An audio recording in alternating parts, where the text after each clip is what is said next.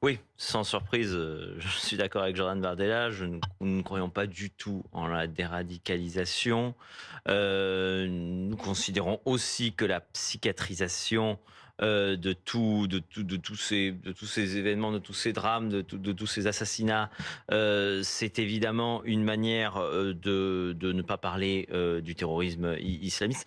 Hier soir, en écoutant le ministre de l'Intérieur, j'avais l'impression qu'il demandait quasiment la démission du ministre de la Santé. Alors qu'il devrait se poser la question de sa démission. Donc oui, notre proposition, c'est une détention de sûreté, c'est-à-dire que lors du jugement du condamné, de celui qui est condamné pour terrorisme, la peine est assortie d'un contrôle à l'issue de la peine pour vérifier de sa dangerosité.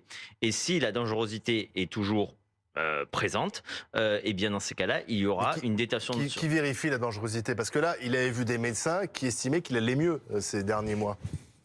bah, les juges, enfin. Actuellement, la manière dont je crois que c'est dans une chaîne concurrente où une spécialiste expliquait que les psychiatres qui sont habilités, enfin, à traiter et à juger de ça, ne sont même pas formés pour ça. C'est-à-dire qu'aujourd'hui, les psychiatres qui C'est ce sont que disait Laura voilà, Lebar. les psychiatres à l'origine étaient formés pour juger de la dangerosité des délinquants sexuels, et on a ajouté les terroristes. Donc, Mais alors d'accord, donc si on ne fait pas confiance au psychiatre, qui décide de ce maintien Donc, en fait, en prison? c'est un sas pour il est vous, pas, quoi, en fait, c'est ça. Hein. Et Oui, combien de temps? c'est Combien de temps? c'est Parce ça. que- C'est un sas de sécurité qui peut durer longtemps, hein, tant que la personne est dangereuse. C'est à la fois le Oui, juge d'accord, mais et c'est à la fois le si vous dites psychiatre. vous-même que le psychiatre n'est pas formé, Il n'est pas interdit entre-temps de former des psychiatres à ce sujet. Voilà, pour l'instant, il n'y a pas de formation, il faut les former. Combien de fois dans notre pays, depuis 2015, nous avons entendu président de la République, Premier ministre, ministre de l'Intérieur nous dire nous sommes en guerre. Voilà.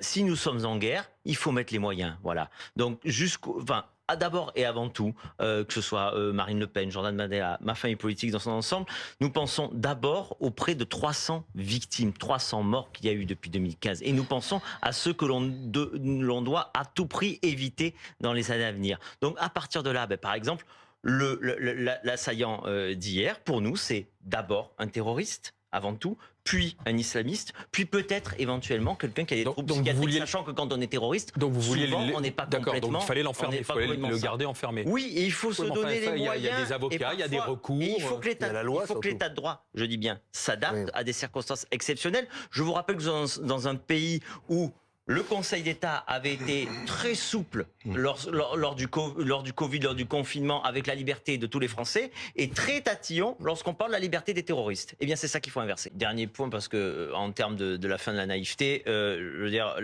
Jordan le dit souvent, l'islamisme ne pousse pas dans les prairies normandes, pas dans les champs de lavande de ma Provence non plus.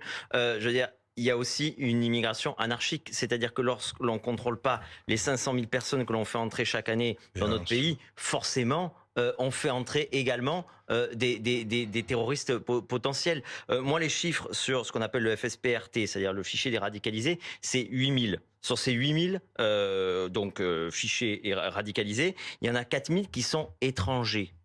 Par définition, ces 4000 devraient être renvoyés chez eux. Enfin, la logique, c'est qu'on ne garde pas des bombes humaines potentielles chez nous, alors qu'il y en a 4000. Et ça, on peut le faire demain.